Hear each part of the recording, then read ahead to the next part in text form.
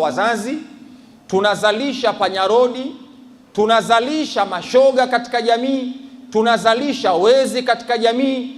Ni kwa sababu ya kukosekana kitu kinaitwa ndoa, ni kwa sababu ya kuvunjika kwa kitu kinaitwa ndoa. Kwa hiyo jamii inahitaji msaada sana kwenye eneo hilo. Kwa hivi sasa jamii inahitaji msaada kwenye eneo hilo kwa hivi sasa, kwamba namna gani ndoa katika jamii zinaweza kudumu. Na lau kama jamii itaachwa baada ya miaka 20 au 30 mbele, tutegemee kwamba katika jamii yetu hivi sasa kutakuwa hakuna kitu kinaitwa ndoa. Bila ya kuchukua hatua za makusudi, tutegemee ya kwamba baada ya miaka 20 mbele katika jamii yetu hivi sasa kutakuwa hakuna kitu kinaitwa ndoa. Kama unavyoona hivi sasa, ndoa zimekuwa ni nadra sana katika jamii. Yaani waoaji wamekuwa ni wachache, tofauti na wale ambao wasiotaka kuoa. Wasiotaka kuoa wamekuwa ni wengi zaidi kuliko wanaotaka kuoa. Kila mmoja anaogopa kuingia katika ndoa. Ndoa imekuwa kama vile tanuri la moto hivi sasa. Wanawake wanaotaka ndoa hivi sasa wanaingia kwa mipango yao fulani fulani. Kuna mwanamke anaingia katika ndoa, lengo lake anataka mali. Kabla ya kuingia katika ndoa, mapenzi yanakuwepo. Mkishaingia katika ndoa, mkianza kuwa na kiwanja tu, mkijenga nyumba yenu ya chumba kimoja, anataka talaka. Anajua mtaenda mahakamani, mtagawana. Imefikia kiwango hivi sasa jamii imekuwa haitaki kitu kinaitwa ndoa. Jamii hivi sasa imekuwa haitaki kitu kinaitwa ndoa kwa sababu ya mitihani iliyokuwepo katika jamii. Kwa hiyo lazima itafutwe solution ya namna gani ya kuweza kuisaidia jamii ili iweze kuepukana na changamoto ya kitu kinaitwa talaka, iweze kuepukana na changamoto ya kitu kinaitwa broken family, familia kuvunjika katika jamii. Ndugu zangu, kwa hali ilivyo hivi sasa katika jamii, mambo yanavyokwenda, ukitazama kwa makini, unaweza usione athari ya changamoto zinazotokea katika jamii katika wakati kama huu. Lakini baada ya miaka 10 ama 20 mbele, unaweza kuja kuona athari ya changamoto hizi ambazo leo zinatokea katika jamii. Baada ya miaka 10 mbele, kama unavyoona, walioanza kupandikiza baadhi ya fikra katika jamii ya mambo ya ushoga walianza kidogo kidogo. Walianza kwenye radio, walianza kwenye television, walikwenda kwenye magazeti, leo yapo kwenye mitandao. Leo katika jamii inaonekana ni jambo la kawaida. Hii ni outcome au ni matokeo ambayo watu waliinvest miaka kadhaa nyuma iliyopita. Na changamoto tunazoziona leo katika jamii, athari yake hatuwezi kuiona leo, tunaweza kuja kuiona baada ya miaka 20 mbele. Kuvunjika kwa familia leo, kukithiri kwa talaka leo katika ndoa, athari yake huwezi kuiona leo. Athari yake unaweza kuja kuiona baada ya miaka 20 mbele, kwa sababu tayari jamii inakuwa ishaharibika. Watoto wanakuwa tayari washaharibika kwa sababu wamekosa malezi ya pande mbili. Wamekosa malezi ya baba, wamekosa malezi ya mama. Athari yake inakuja kupatikana baada ya miaka 20 mbele. Ndugu zangu, kulipokosekana kitu kinaitwa ndoa katika jamii, kulipokosekana kitu kinaitwa ndoa katika jamii, athari yake leo katika jamii, wamepatikana watu wanatengeneza uhusiano mpaka na wanyama. Kulipokosekana kitu kinaitwa ndoa katika jamii, athari yake leo watu wanatengeneza mahusiano mpaka na wanyama. Waswahili wanasema ukistaajabu ya Musa utayaona ya Firauni. Zamani tulikuwa tunashuhudia, tunaona wazungu, mtu akiwa ana mahusiano na mbwa, akiwa ana mahusiano na ng'ombe, akiwa ana mahusiano na farasi wake, akiwa ana mahusiano na mnyama. Tulikuwa tunaona hivyo katika movie, tulikuwa tunaona hivyo. Jambo lile lilikuwa linaonekana kama vile ni jambo la kawaida. Lakini leo tunavyozungumza, Tanzania tabia hiyo imezuka. Yaani imekuwa mtu anaweza kutengeneza mahusiano na mnyama. Mtu anaweza kutengeneza mahusiano na mnyama, yani mwanamke akawa na mahusiano ya kimapenzi na mbwa wake. Tanzania leo tumefikia katika level hiyo. Mwanamume anaweza kuwa na mahusiano ya kimapenzi na mbwa. Tanzania tumefikia katika level hiyo.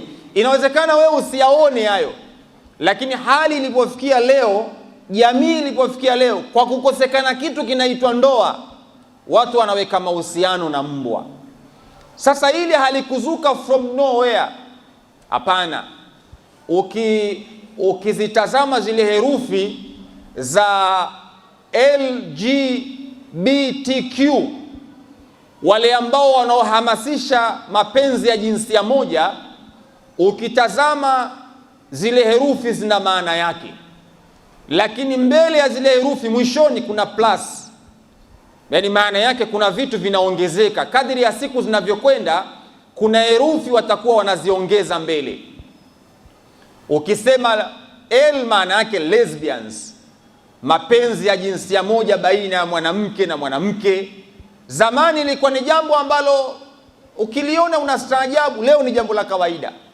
Ni chama maalum kile, watu walikianzisha, lengo dunia nzima waone ni jambo la kawaida, kukawa na chama maalum. Kwa hiyo ukiona herufi L, maana yake ni lesbians, maana kuna watu wanaingiliana mapenzi ya jinsia moja, wanawake na wanawake, wanaitwa matomboi. Wanaitwa matomboi. Zamani ilikuwa kumuona tomboi mtaani ilikuwa nadra. Sasa hivi kukutana na binti aliyevaa mavazi ya kiume kiasi ambacho ukawa unastaajabu, huyu mwanamke au mwanaume, imekuwa ni jambo la kawaida. Imekuwa ni jambo la kawaida. Kuna binti mmoja mimi namjua, yule binti maisha yake yote yeye anavaa mavazi ya kiume. Maisha yake yote anavaa mavazi ya kiume, na ni mtangazaji katika television. Sasa hivi sio amekuwa jaji kwenye mashindano sio ya music sio na nini. Maisha yake yote yeye ni mtu wa kuvaa mavazi ya kiume. Sasa imekuwa haitoshi, imefika kiwango sasa hivi imekuwa ni fashion, wanavaa na kanzu na kofia. Kanzu imezoeleka, wanavaa Waislamu, wanaweza akavaa hata mtu ambaye sio dini nyingine, au tumezoea wanavaa maustadhi, wanavaa mashekhe. Lakini leo imekuwa wanawake na wenyewe wanavaa kanzu, wanachukua na vilemba wanafunga. Yani kanzu limekuwa ni vazi la kike sasa hivi. Kwa wale ambao wanaofuatilia jambo hilo watakuwa wanaliona. Sasa ukifuatilia unaweza ukaona kama ni jambo la kawaida, kumbe ile ni project maalum. Ile ni project maalum. Wale lesbians, moja ya nembo yao ni wao kujifananisha na wanaume. Mavazi wanayovaa wanajifananisha na wanaume. Sasa ule ni mpango maalum. Ukienda kuna herufi nyingine, kuna G, gays. Kuna watu pale ambao wanaingiliwa kinyume na maumbile. Ni herufi imewekwa, ni chama maalum kimewekwa kile, kwamba bwana hawa ni magays wanaingiliwa kinyume na maumbile. Ni mpango maalum. Zamani ilikuwa ni jambo ambalo nadra kuliona, lakini leo ni jambo la kawaida. Ndugu zangu, jamii inahitaji msaada. Ndio maana tukasema katika mada yetu ya leo tunazungumzia ya kwamba jamii inahitaji msaada. Haya yasiposemwa, haya yasipoelezwa, baada ya miaka 20 mbele jamii itakuwa imeoza, haifai. Ikiwa leo utamuona binti yako anavaa nguo za kiume ukaona ndiyo maendeleo, au anachukua kanzu anavaa na kilemba anajifananisha na maustadhi, mashekhi au na wanaume, ukaona ni jambo la kawaida, baada ya miaka 20 mbele, tegemea kwenye jamii tumezalisha lesbians, wasichana ambao wanaingiliana wao kwa wao, wengi sana katika jamii. Leo zikikosekana ndoa katika jamii, tutegemee baada ya miaka 30 mbele watazalika lesbians, wasichana ambao wanaitwa matomboi, ambao hawahitaji ndoa bali wao wanahitaji kuoa. Yani mwanamke naye anahitaji kuoa baada ya miaka 30 mbele. Jamii ikiachwa bila kuelezwa, bila ya kutibiwa ule ugonjwa uliokuwa katika jamii. Sasa leo katika jamii imefika kiwango mtu ana mahusiano na mnyama, ana mahusiano na mnyama.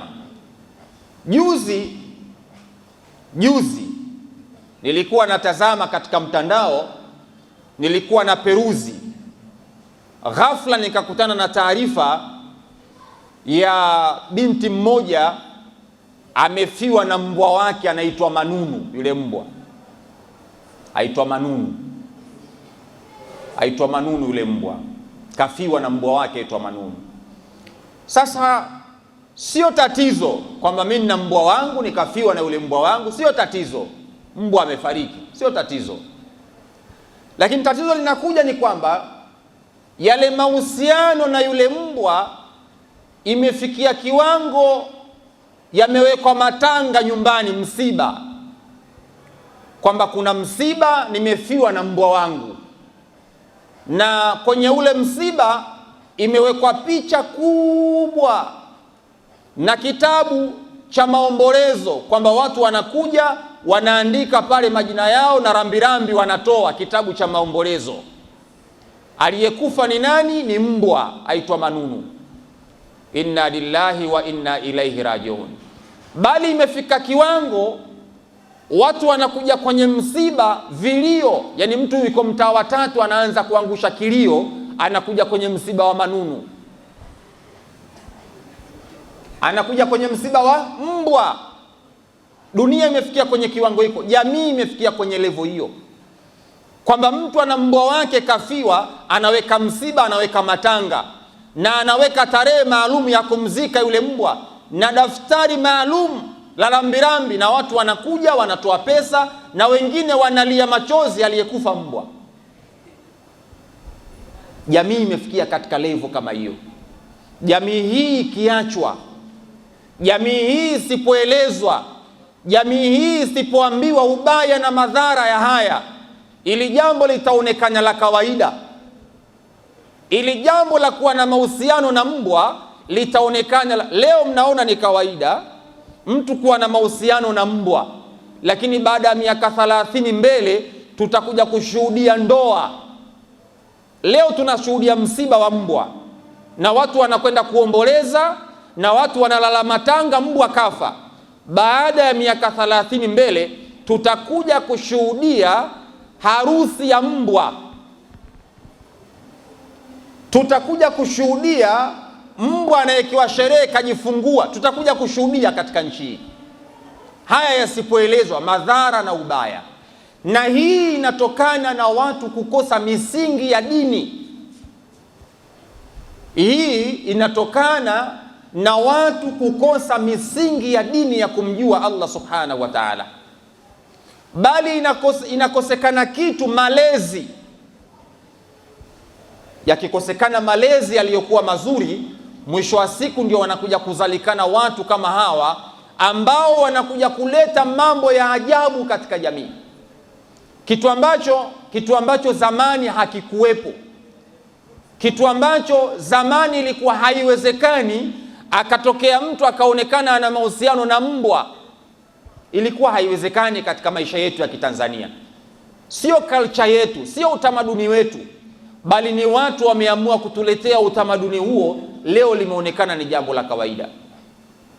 Jamii imefikia katika kiwango kama hiko. Sasa haya yasiposemwa, ndiyo unarudi katika yale maneno ya mwanawachuoni Farabi aliposema ya kwamba haiwezi kuwa kheri ikiwa jamii watakuwa wanaona kuna kheri mahala fulani, kisha ile kheri watakuwa hawaienezi kwa jamii ya watu wenzao, au kuna shari kisha wakawa hawapo tayari kuiondosha ile shari kwenye jamii, itakuwa hakuna maana ya kuwepo na jamii. Jamii iliyokuwa bora ni ile ambayo ipo tayari kushia kheri na wenzao, ipo tayari kushia mambo mazuri. Ukiwa unaona ile zuri, share na wenzio.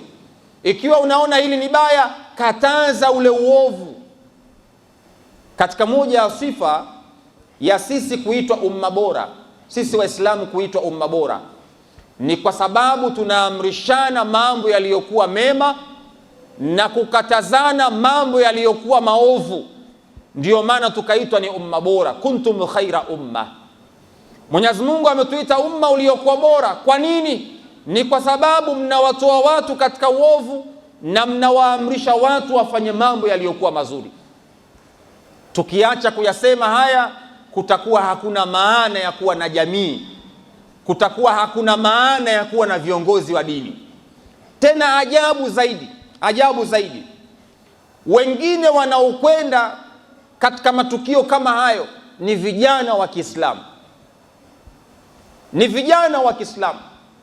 na wanaoyafanya hayo baba zao hawakushuhudiwa wakiwa wanayafanya hayo.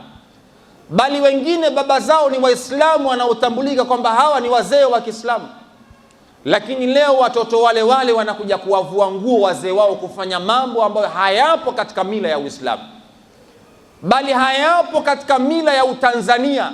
Ni kitu ambacho hakipo, bali tunaletewa mambo ambayo tunakuja kupandikiziwa tuone ni jambo la kawaida. Leo ukiingia katika mtandao, yani watu wana comment kwamba mtu mbwa amefariki, anasema inna lillahi wa inna ilaihi rajiun, nitakuja kuleta rambirambi zangu.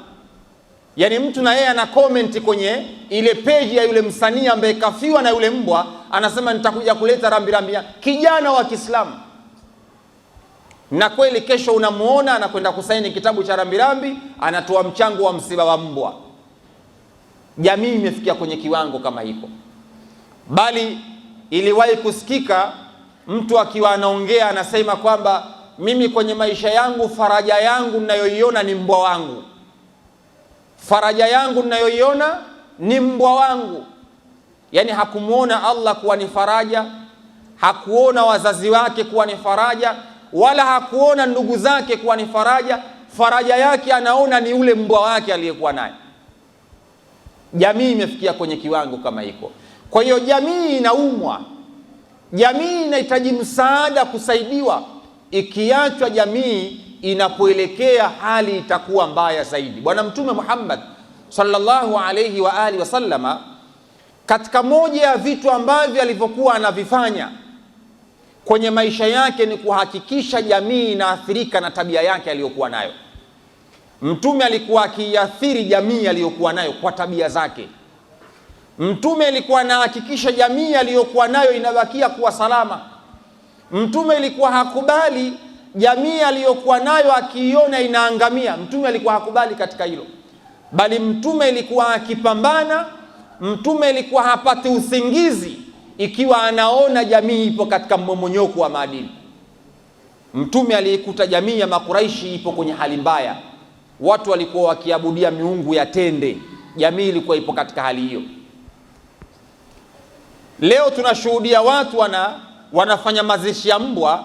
Mtume alikuta watu wanaabudia tende, mtu ana mungu wa tende. Mtume alihakikisha ile miungu ya tende mwanadamu hawezi kwenda kuabudia.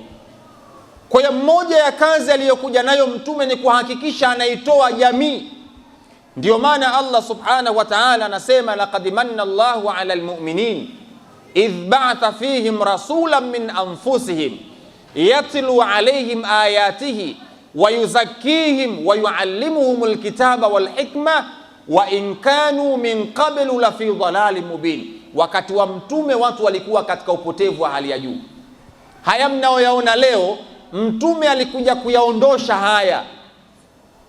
Tabia za kinyama zinazoonekana leo, mtume alikuja kuziondosha. Leo watu wanalazimisha kuzirudisha katika jamii. Wasiposema mashekhe, maana yake watakuwa wameacha kazi ya bwana Mtume Muhammad. Wasipoongea mashekhe habari hizi, kutanabaisha jamii, kuwaeleza jamii kwamba jamii ilipofikia sasa, hapana, enough is enough, inatosha. Wallahi, katika moja ya masuhulia makubwa mbele ya Allah subhanahu wa ta'ala ni pale ambapo mashekhe watakapokaa kimya, wakauona uovu kama huu unatokea katika jamii, kisha wao wakaona ni jambo la kawaida. Bali imefika kiwango hao waliogewa dhamana, ambao mtume anasema al-ulama warathatul anbiya, kwamba wanawachuoni ni warithi wa mitume. wao wanafanya kazi ya mitume. Yani kuna mashekhi ambao kuyakemea haya hawawezi. Yani mtu anaona nikiyakemea haya bwana jamii itanionaje, nikiyakemea haya watansema vibaya, nikiyakemea haya watanikomenti vibaya. Al-ulamau warathatul anbiya, wanawachuoni wamebeba kazi ya mitume, na mitume moja ya kazi yao ni kuinusuru jamii iwe katika ustaarabu uliokuwa mzuri, waende katika njia ya Allah subhanahu wa ta'ala. Kwa hiyo mashekhe wasipoyasema haya, masulia yao yanakuwa makubwa mbele ya Allah subhanahu wa ta'ala. Bali kuna baadhi ya mashekhe wengine hao wenye tabia hizi za ajabu za kinyama ndio wamekuwa marafiki zao, ndio mashoga zao. Yani mtu ana urafiki na ndio shoga, yani anashindwa kumwambia, anaona urafiki wangu mimi na huyu utakufa, kwa hiyo anaamua kumwacha. Anamuona anafanya uovu, kumkemea anashindwa, anaogopa kwamba urafiki wangu mimi na huyu utakufa. Shekhe, urafiki wako hauwezi kuwa mzuri baina yako wewe na huyu ikiwa hujamlingania katika kheri. Yani rafiki aliyekuwa mzuri ni yule ambaye anakwambia hili zuri, ili baya, nenda huku pazuri, huku usiende kubaya. Lakini ukiwa na rafiki anafanya mambo ya kiovu na unamuona katika mtandao anafanya mambo ya ajabu, kisha ukakaa kimya, maana yake bado hujatekeleza wajibu wako kama kiongozi wa dini. Jamii inahitaji msaada, jamii inahitaji msaada, na hakuna anayeweza kuitoa jamii katika mtihani huu tuliokuwa nao isipokuwa ni viongozi wa dini. Hawa watoto hawa wanategemea jamii iliyokuwa bora. Ikiwa wataachwa hawa bila ya kutengenezewa mazingira yaliyokuwa sawa sawa, jamii inayofuata itakuwa ni jamii zaidi ya wanyama, zaidi ya kile ambacho tunakishuhudia hivi sasa. Jamii inayokuja, jamii inahitaji msaada. Leo nilikuwa natazama katika mtandao, nimeona kuna mwanamke mmoja katika mtandao, kuna mwanamke mmoja yeye ameamua kujitangaza wazi kabisa, ameamua kujitangaza wazi kabisa kwamba yeye ni lesbian, ni mwanamke ambaye anashiriki mapenzi ya jinsia moja. Ameamua kujitangaza wazi kabisa, yeye ni lesbian, anashiriki mapenzi ya jinsia, amejitangaza wazi kabisa. Jamii imefikia kwenye kiwango kama hiko, jamii imefikia katika hali kama hiyo, wazi kabisa yupo katika mtandao kwamba bwana mimi ni lesbian, mapenzi ya jinsia moja ndiyo kitu ninachoshiriki. Yuko wazi, na wala hakuna mtu anayesema, na wala hakuna anayekemea. Watu waona ni jambo la kawaida. Ndugu zangu, tunaweza kuwalingania watu juu ya jambo la pepo, lakini bila kuambia wapi wanapokosea, tutakuwa tujaisaidia jamii. Lazima jamii iambiwe wapi wanakosea, wapi wanapatia. Tuwaeleze kwamba hili la sawa, hili sio sawa. Tuwaambie Mwenyezi Mungu ile analikemea, Mwenyezi Mungu ile halitaki. Sasa haya yasiposemwa, ndio maana mnaona leo jamii kila kitu inaona ni jambo la kawaida. Ni jambo la kawaida kila jambo, hata hili la mbwa hili kuwa kaandaliwa mazishi, leo jamii yaonekana ni jambo la kawaida. Yani ukiingia huko kwenye mitandao wanaona ni jambo la kawaida, wala sio sala, wanaona ni jambo la kawaida. Sasa itakuja kufikia kipindi kila mmoja atakuwa na mbwa wake, ataweka matanga, kisha tutakuwa tunaitwa kwenye msiba tukazike kama tunavuzika wanadamu. Tunataka kuaminishwa kuwa huu ndio utamaduni wetu. Tunataka kuaminishwa kwamba huu ndio ustaarabu wa kibinadamu, which is not true, kitu ambacho sio sawa sawa. Na tunayaongea haya kwa ukali kwa sababu tunaona tunapoelekea siko. Kila nikitazama jamii vile inapoelekea, wallahi tupo katika mtihani uliokuwa mzito, mfano wake hakuna. Kila nikitazama tabia zilizokuwa mtaani ni mbaya, mfano wake hakuna. Kila nikitazama ndoa muhali, mtihani, kesi zimekuwa nyingi, mimi hata kuniingilia kinyume na maumbile, mara hivi mara, yani ndoa zimekuwa na mushkil, kila kona jamii imekuwa na mtihani. Hakuna dhambi unayojua wewe ambayo Uislamu umekataza katika jamii, dhambi hiyo hivi sasa haipo. Hakuna dhambi unayojua wewe mbaya Uislamu umekataza dhambi hiyo katika jamii haipo. Kila dhambi unayojua wewe ipo mtaani. Kila dhambi unayojua wewe ipo mtaani imezagaa. Na inaonekana ni jambo la kawaida. Hakuna anayekemea, hakuna anayesema. Wanaopata platform za kusimama na kusema, wakisimama kwenye member, kazi yao kuwapaka watu mafuta, kuwasifia. Unajua fulani bwana, unajua jamii inaharibika shekhe. Jamii inavurugika shekhe. Kwa nini usiseme shekhe? Yaani imefika mahala hivi sasa jamii nyoyo zimekufa, wanahitaji mawaidha magumu, sio mawaidha mepesi tena. La hasha bakalla. Jamii nyoyo zimekufa, wanahitaji mawaidha magumu, wanahitaji waambiwe kinaga ubaga, ili ndilo ili silo. Yaani ule muda wa kuwalingania watu kwa hekima katika jamii hivi sasa umekwisha.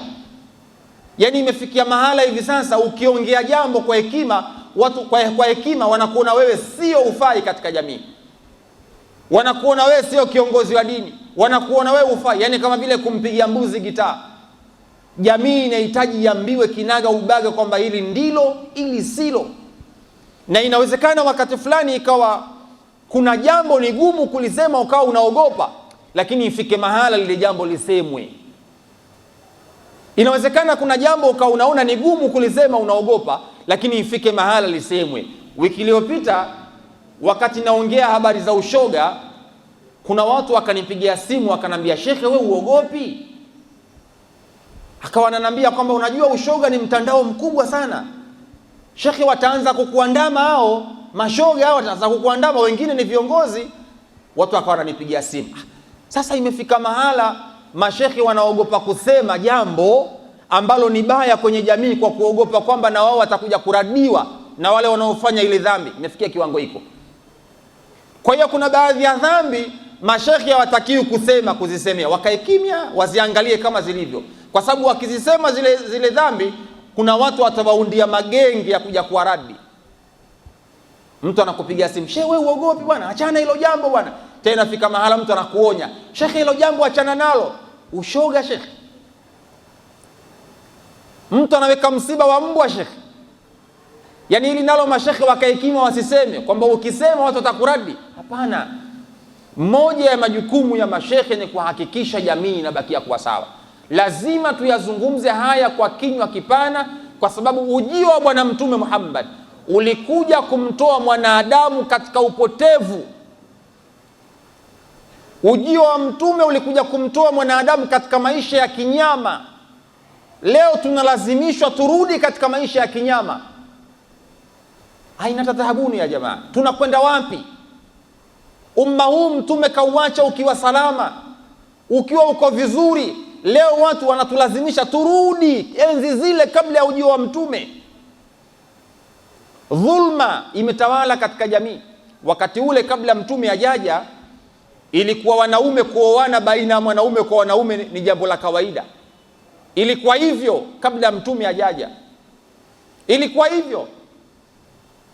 Ilikuwa wakati ule kuingiliana kinyume na maumbile ni jambo la kawaida. Ilikuwa hivyo.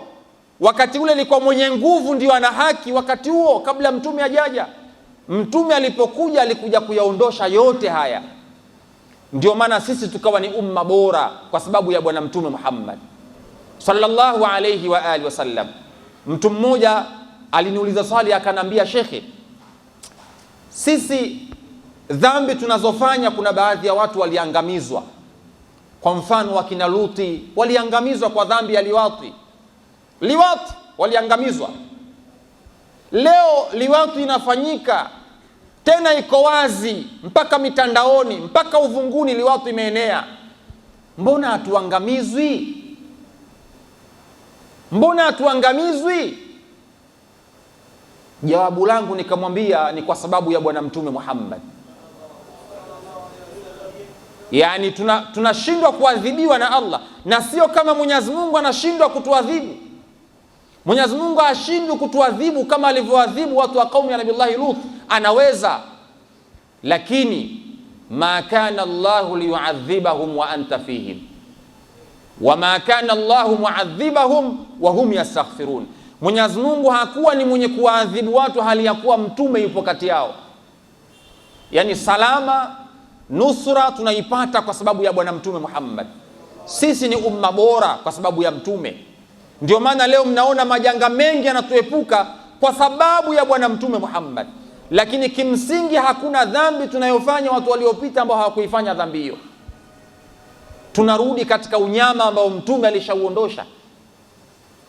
Tunarudi katika hali ambayo sio ya insania, sio ya ubinadamu. Leo dunia kuna watu wanaita ni mashirika ya kupigania haki za binadamu. Yako wapi mashirika ya haki za binadamu ikiwa kuna watu wanaingiliwa kinyume na maumbile? Yako wapi mashirika ya kutetea haki za binadamu? Ni ubinadamu gani wa kumuingilia mwanaume mwenzio? Ni ubinadamu gani kutengeneza mahusiano baina yako wewe na mbwa? Haki ya kibinadamu iko wapi? Yani mtu kashindwa kuweka mahusiano na binadamu mwenzie, anatengeneza mahusiano na mnyama kwamba yule ndio mpenzi wake. Wale wanaotetea haki za binadamu wako wapi? Mbona hatuwaoni wala wakitetea?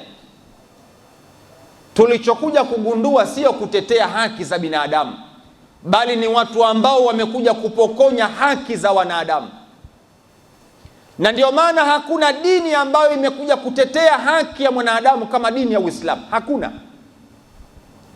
Hakuna shirika wala hakuna taasisi yoyote duniani iliyokuja kutetea haki za wanadamu kushinda taasisi aliyokuja nayo Bwana Mtume Muhammad. Taasisi ya Uislamu ndiyo iliyokuja kutetea haki ya mwanamke katika dunia. Taasisi ya Uislamu ndiyo iliyokuja kutetea haki za watoto katika ulimwengu. Taasisi ya Uislamu ndiyo iliyokuja kutetea haki ya mwanadamu. Hakuna shirika lolote, uongo kumfanya mwanadamu awe huru kwamba afanye anavyotaka, sio kutetea haki yake, bali ni kumpokonya haki yake. Unaposema kwamba haki za binadamu, mwanadamu awe huru afanye anavyotaka, ni kumpokonya haki yake. Uhuru wa mwanadamu ni kuwekewa limitation, kuna baadhi ya mambo asiyafanye. Huo ndio uhuru wa mwanadamu. Unaposema kwamba mwanadamu avae anavyotaka, mwanamke anaye avae anavyotaka. Mwanamke anatembea uchi barabarani, mwanamke anatembea barabarani, kwamba ndio uhuru wake afanye anavyotaka. Uone unamfananisha na mnyama. Mbuzi anatembea uchi, ng'ombe anatembea uchi, uone unampokonya ubinadamu wake.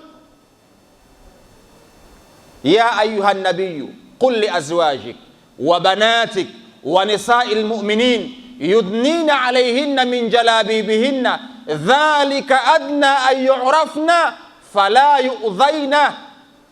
Uislamu unakuja kuonyesha ustaarabu, thamani ya mwanamke, sio kumruhusu atembee uchi. Watu wanatetea haki za binadamu, kila binadamu afanye anavyotaka, awe huru, mwanamke atembee anavyotaka. Umempokonya haki yake. Leo tunalazimisha mashoga wawe na haki.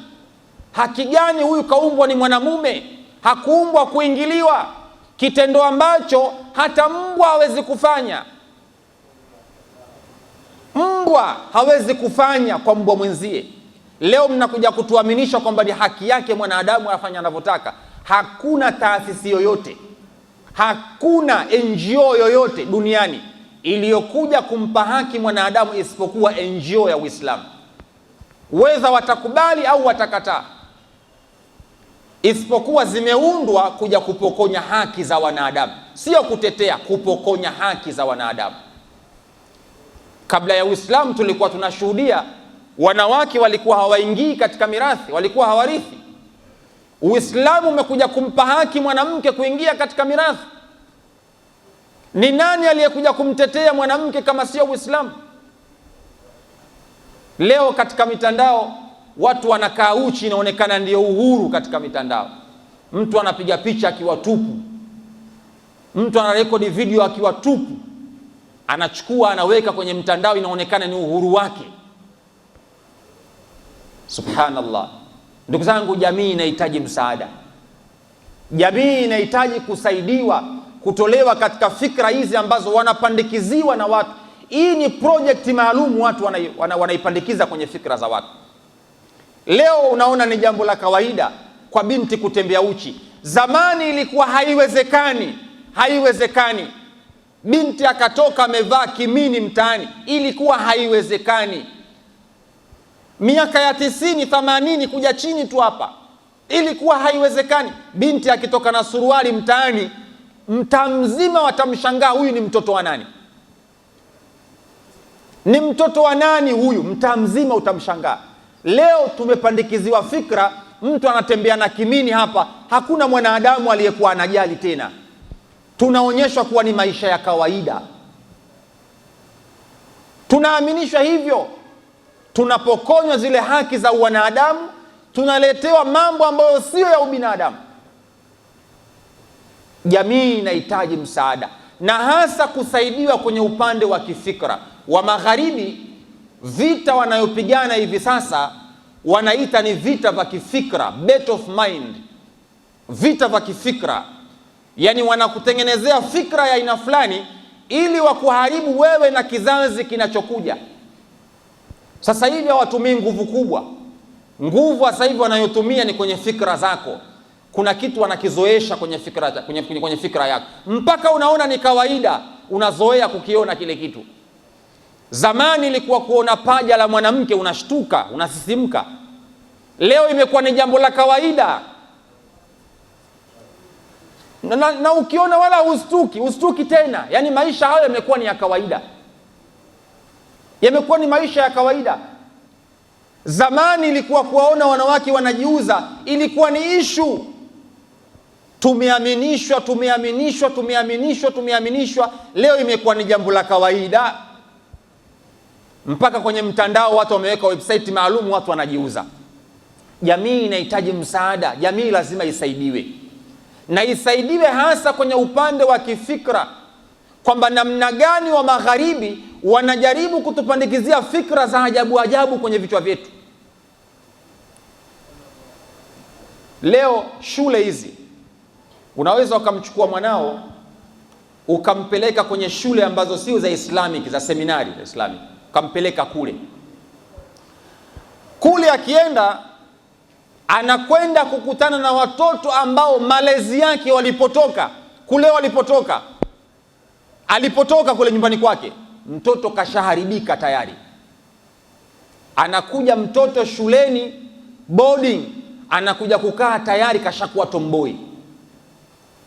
Anakuja kukaa mtoto shuleni tayari kipa kashatoka golini, kashaharibika nyumbani, kashaharibiwa. Yani mzazi asipokuwa makini, hata kule ambapo anampeleka mwanawe kwenda kusoma, anaweza akajikuta anampeleka mahala ambapo mwanae anakwenda kuharibika. Yani lazima ifikie mahala jamii isaidiwe kwenye kila eneo, kwamba mwanangu wapi nampeleka kwenda kuchukua elimu, mwanangu anakwenda kukaa na nani. Unaweza ukaona ni jambo la kawaida mtoto wako kukaa na kila mtu, lakini ni rahisi sana mtoto kuadapti tabia za yule anayekaa naye kila siku. Rahisi sana hilo kwa mtoto, ni jambo jepesi sana kwa mtoto hilo. Kuadapti tabia ya mtu anayekaa naye ni jambo jepesi sana. Leo ukimchukua mwanao akaenda akakaa na pengine mtoto mwenzia ambaye ana tabia za ushoga, billahi alaikum, baada ya miaka 2 mwanao kubadilika kuwa shoga ni 80%. Uwezekano huo upo. Na watoto wanaharibika kuanzia majumbani, huku wanapotoka, huku wanatokea huko. Kuna wazazi wanawalinda watoto, yani mwanae wanaitwa ni yes fathers wanaitwa. Yani mtoto kila anachokitaka anapata kwa baba yake. Yani mtoto analelewa kiudele kiasi ambacho ukimgusa kama mayai. Jamii lazima isaidiwe. Kuna mahala tumeteleza, tunarudije huko? Lazima tusaidiane kubadilishana fikra. Haya yasiposemwa, ndugu zangu Waislamu, mmomonyoko wa maadili ni mkubwa hivi sasa. Mimi natamani membari zote za Ijumaa, natamani mashehe wote hivi sasa, kila mmoja akafanya research, akafanya study maalum kugundua jamii na changamoto gani, kisha atakuja kugundua ili asimame kwenye membari aweze kuwapa ujumbe jamii wanayostahili. Kwa sababu hivi sasa kuna watu wanakuja kupanda kwenye membari hawajui jamii wana changamoto gani. Mtu anakuja kusimama kwenye membari pale, jamani zaka, toeni zaka. Brother, kuna mashoga mtaani huko wamejaa. Vijana sasa hivi hawafanyi kazi, kazi yao ni kubeti, wamejaa mtaani huko. Wewe kazi yako, mimi mcha Mungu bwana, mimi sitoki na kama msikitini. Unawaamrisha watu kutoa zaka, watu hawafanyi kazi. Jamii imeharibika. Brother, kuna watu hawataki ndoa tena, vijana hawataki kuoa. Mtu anatoka hapa, anaenda kitambaa cheupe, anaenda wavuvi, anaenda kununua mwanamke, anamalizana naye, hataki kuoa. Wewe umekaa zaka zaka, sadaka sadaka, watu hawaoi kule. Yaani sasa hivi mtu kumpata mwanamke ni jambo jepesi. Zamani brother, mimi nakumbuka shangazi yangu alinisimulia, ananambia alikutana na mume wake. Yaani shangazi yangu mimi alikuwa na mume wake. Alikutana na mume wake, ilikuwa siku moja katika sikukuu ya Idi. Siku moja katika sikukuu ya Idi walikutana. Baada ya kukutana, yule bwana akampenda shangazi yangu. Baada ya kumpenda, ilichukua miaka 15. Miaka 15 yule bwana ndio kuja kumpata shangazi yangu kumuoa. Miaka 15. Leo kumpata mwanamke ni jambo la sekunde. Jambo la sekunde. Tena mbaya zaidi, kumpata mwanamke katika zama za leo wala utumii gharama. Wanawake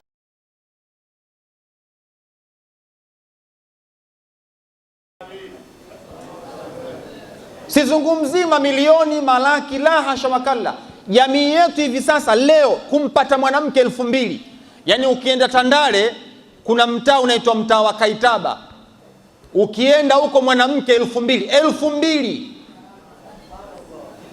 Mtu anaweza akajua, shekhe kajuaje? Mbona ujiulize shetani nimemjuaje nikiwa namzungumza shetani? Yaani haya mambo lazima watu wafanye research, wagundue jamii inakumbana na changamoto gani. Tunapambana sadaka, zaka, zaka. Huku kuna mmomonyoko wa maadili. Watu wanaharibika. Mtu ana mapenzi na mbwa, ndo mpenzi wake mbwa, kafiwa, analia, anaweka matanga. Nyie mmekazana sadaka, sadaka. Jamii huku inaharibika. Tutokeni, twendeni field. Unajua kuna baadhi ya wakati wale tablighi wale watu wanawasema, lakini mimi nawakubali sana wale. Wale wanatoka wanakwenda field, wanakwenda mtaani, wanakutana na watu, wanazungumza nao, wanajua wale watu wana changamoto gani. Sasa uwezi kuwatoa watu kwenye changamoto yao bila ya kujua wana changamoto gani. Lazima mashekhe wakubali kwenda field. Kaa nao watu, utawajua wana tabia gani. Idha kunta fi amrin fakun fihi. Ukiwa katika jambo la kidawa, wewe ni mtu wa da'wa, kuwa ndani ya da'wa yenyewe. Huwezi kutoa da'wa kama hujui watu wana changamoto gani. Ndio maana leo membari nyingi zimekuwa hazileti outcome, zimekosa impact kwa sababu hawaelezi zile changamoto zao jamii. Mtu anakuja kusali, akimaliza anaambiwa tu bwana sadaka, zaka, anasinzia, akitoka anaondoka. Amekuja hapa ana changamoto fulani inamkabili, haelezi.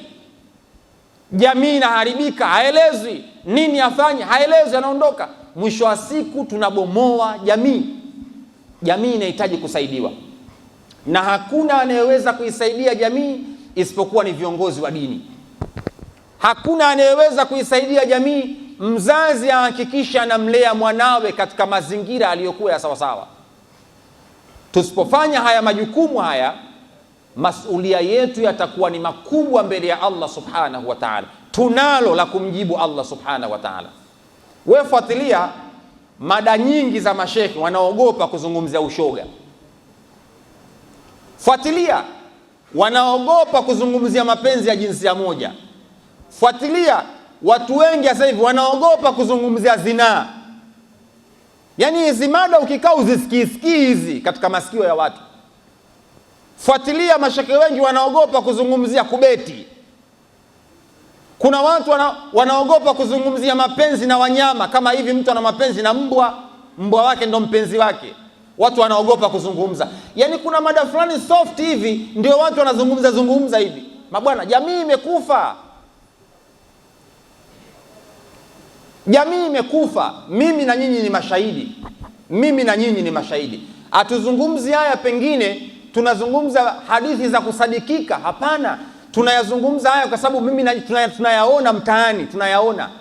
Wewe unaweza ukaona ni jambo la kawaida, lakini mimi nikilitazama jambo nalitazama katika jicho lingine, kwamba hali hii leo ipo hivi. Je, baada ya miaka 10 hali itakuwaje?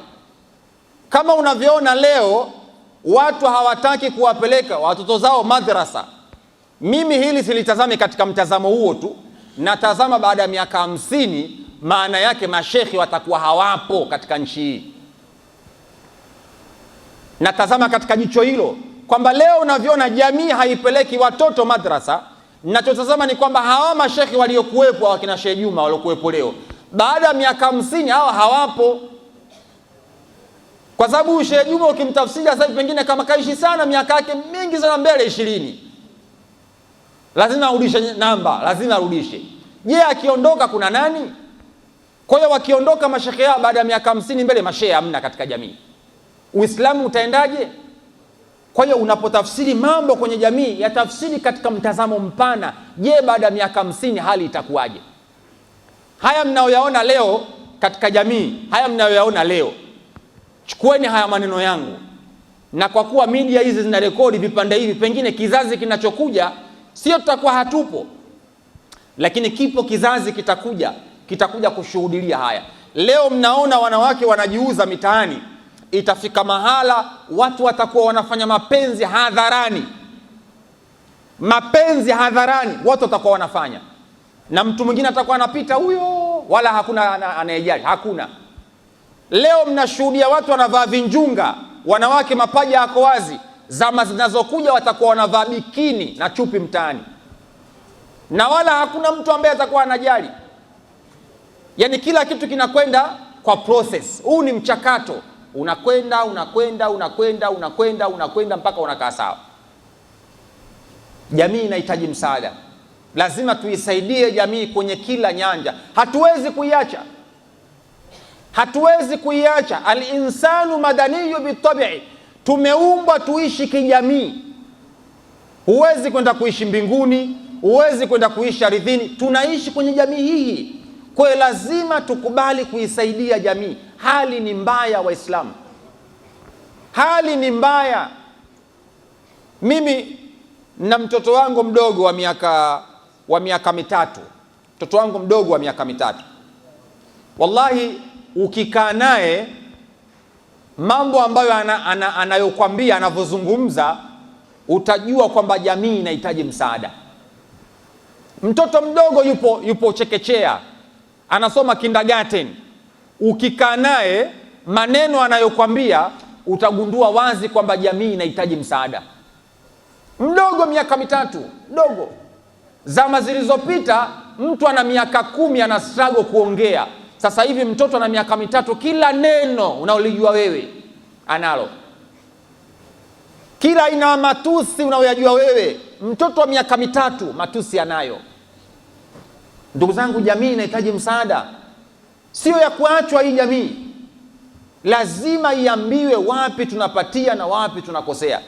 Tukiacha hii jamii, wallahi tumeangamia, wallahi thumma wallah, tumeangamia. Hivi kwa mfano, leo ndio unakuwa na mke wako anakuwa ndio kama yule msanii ambaye ndio kaeka msiba wa mbwa wake, yani yule ndio anakuwa mke wako. Hivi unadhani wewe mwanao atakuwa kwenye hali gani? Yule aliyeweka msiba wa mbwa, yule mbwa wake kafariki, yule ndo anakuwa mke wako. Hivi unadhani mtoto mtakayemzaa na yule ndio mama? Na wataalamu wa malezi wanasema al-ummu hiya madrasatul ula, mama ndio shule ya kwanza. Hivi unadhani ndio shule ya kwanza anakuwa ndio yule mama wa mwanao, anakuwa yule? Hali ipoje? Jamii imefikia kiwango sasa hivi mpaka wanawake wa kuoa wamekosekana. Yani wanawake unafanya kutafuta. Jamii imefikia katika hali hiyo. Tusipoyasema haya, ndugu zangu Waislamu, jamii imekufa, jamii imeharibika. Imefika kiwango sasa hivi hao vijana tunawasema kwamba wakaoe. Imefika hatua sasa hivi na wenyewe hawawezi kufanya lolote mpaka wabusiwe. Yani kijana unamwambia akaoe, hawezi kufanya lolote mpaka abustiwe. Yani jamii inahitaji msaada. Waislamu, hali imekuwa mbaya, jamii inahitaji isaidiwe. Tunayasema haya kwa sababu ya kusaidia, tunagusa yale maeneo muhimu, wapi jamii imeathirika, ili tuweze kurekebisha. Na mimi najua walioharibika ndio washaharibika, lakini tunawawaza hawa ndio wanakuja. Hawa wakiachwa maana yake tumeharibikiwa. Hawa wakiachwa, Uislamu umekufa. Hawa wakiacha, Tanzania imekufa. Ndio maana leo mnaona kuna kuwa na watu ambao ni rahisi kuweza kuwapenyezea ajenda watu wengine zikaingia kwenye vichwa vyao, kwa sababu wanaamini ni vita ya kifikra. Wewe ukitaka uwawini watu, badilisha fikra zao, badilisha mtazamo wao. Lakini wanaowatarget ni hawa vijana ndio wanaowatarget hao. Sasa hivi utamshawishi Sheikh Juma aende akaandamane barabarani?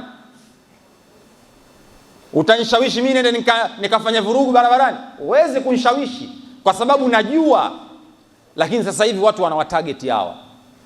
Hiki kizazi Gen Z hiki ndio target. Na ndicho kinachoharibiwa kwenye kila nyanja. Na mitandao imeletwa kwa sababu ya hawa. Target ni hawa. Na kila content inayotumwa kwenye mtandao target ni hawa. Wakiwapata hawa wamefanikiwa. Kwa sababu wewe sasa hivi hawawezi kukushawishi. Hivi kuna mtu anaweza kukushawishi sasa hivi una miaka 40 kuingia katika ushoga? Unatafuta nini? Kuna mtu anaweza kukushawishi sasa hivi kwenda kufanya vurugu? Hakuna unachokitafuta, ila target ni hawa. Ndio target. Na ukifuatilia, wallahi mimi naongea vitu kwa sababu nafuatilia, najua. Ukifuatilia, ukiingia kwenye TikTok, wallahi leo nilikuwa natazama wakati naandaa nafanya lesson plan ya darasa hii ya leo, nilikuwa naangalia kwenye TikTok, wallahi nilikuwa na scroll mpaka mwili ulikuwa unatetemeka. Watoto wadogo wa miaka 8, miaka 10, 12 wapo katika ushoga. Yani wallahi mpaka nikawa nawaza, ya Rabbi, mwanangu mtoto wa kiume ule itakuwaje? Yani nilikuwa nawaza, nikimwangalia mtoto mdogo nikaanza kumwaza mwanangu. Yani nilikuwa nakosa majibu kwamba dunia inakwenda wapi, jamii inakwenda wapi. Ndio maana nawaambia tuisaidieni jamii. Jamii ni hawa ndio jamii. Sisi tushamaliza tayari, hawa tuwasaidieni hawa. Kumvesha mwanao majuba sio ushamba. Kumvesha mwanao majuba, kumvesha akavaa kwa kujisiri sio ushamba. Maana tafsiri ya watu wengi wanadhani mtu akivaa majuba mshamba. Hasha wakalla, sio ushamba. Bali unamfunza mtoto wako wa kike kujua thamani yake, utu wake, value, thamani aliyokuwa nayo. Lakini kuna baadhi ya wazazi, mtu anakaa sebleni, mtoto wake wa kike kavaa kinjunga, mapaja yako wazi, na yeye anacheka, anafurahia. Anatembea mtoto wake wa kike yuko nje, mapaja yako nje, mzazi hasemi chochote, anaona ndio maendeleo. Na siku hizi kwenye shule hizi ambazo sio za Kiislamu, ukienda kwenye graduation, kuna kuwa na ngoma za asili zinawekwa, watoto wa kike wanapita mbele, wanakatika viuno, wazazi wanapiga makofi, wanashangilia. Mwanao wa kike anakatika mbele za watu, unafurahia, unachekelea. Yani jamii tumeaminishwa vitu vya ajabu. Mimi mtoto wangu nilimwambia, mwalimu mkuu anasoma hizo shule za nani, nilimwambia mtoto wangu mimi hafanyi hiyo graduation yenu. Nilimwambia kwamba mwanangu mimi wa kike hafanyi hiyo graduation yenu. Kama mtafanya fanyeni nyie, lakini mtoto wangu wa kike hawezi kukatiza mbele ya wanaume, anakata viuno, haiwezekani. Unajua, unaweza ukaona kama ni jambo la kawaida, lakini yule mtoto anatengenezewa mentality fulani hivi. Kesho na kesho kutwa anakuwa haoni tabu kukatiza mbele ya wanaume, haogopi chochote. Zamani ilikuwa mtoto wa kike kukatiza mbele ya wanaume ilikuwa ni issue. Leo mnakaa nyi wawili, mmoja hapa mmoja hapa, mtoto wa kike anakatiza katikati yenu, anakatiza. haofii na wala haogopi. Zamani ilikuwa mtoto wa kike akija kuna wanaume anageuza anarudi. Leo hali ipoje? Utageuza wewe njia, lakini sio yeye. Jamii imefikia katika hali hiyo. Sasa haya tunayazungumza, kila mmoja ajikague katika familia yake na maisha yake anayoishi. Je, wanaishi kwenye mazingira ya aina gani? Wanaishi kwenye hali ya aina gani? Zamani ilikuwa ukitoka shule madrasa, kutoka shule unakwenda madrasa. Leo unatoka shule saa 12 jioni, mtoto wako amegiwa homework 8, anaingia saa 12, anatoka saa 12 jioni, amegiwa homework 8. Muda wa kusoma dini anaupata wapi? Tunaambiwa elimu. Mbona wale wa zamani na waleo ndio wamekuwa vilaza? Yaani wale watu wa zamani waliokuwa wanasoma kuanzia asubuhi mpaka saa 8, alafu wanakwenda madrasa, walikuwa wana akili timamu na hawajaharibika. Leo hawa ambao tunaaminishwa kuwa wanataka elimu asubuhi mpaka saa 12 bado wanakuwa vilaza.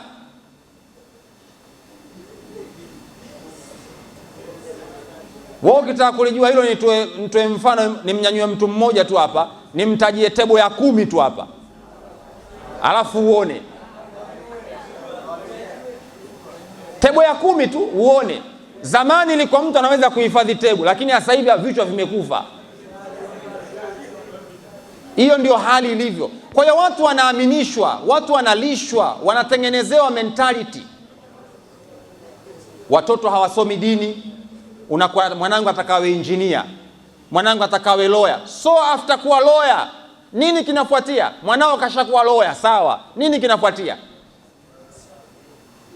Mwanao kashakuwa muhasibu, ndo hao wahasibu wezi kwenye serikali. Mtu anaajiriwa, anapelekwa serikalini, mwizi, anaiba, anafanya ufisadi katika, kwa sababu amekosa dini, amekosa malezi, amekosa maadili.